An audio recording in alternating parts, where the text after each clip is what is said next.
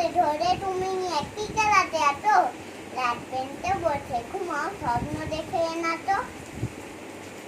3 বছর ধরে তুমি একই খেলাতে আছো, রাত বেঞ্চে বসে ঘুমাও, স্বপ্ন দেখে না তো। এখন দেখি সকলকে লাগিয়ে দিলে তাক, এটাই বলে অদ্যাবতাই, এটাই বলে লাখ। ছেলেরা সব শিক্ষা নাও, একটা কথা শোনো, ইচ্ছে থাকলে সবই হয়, সন্দেহ নেই কোনো।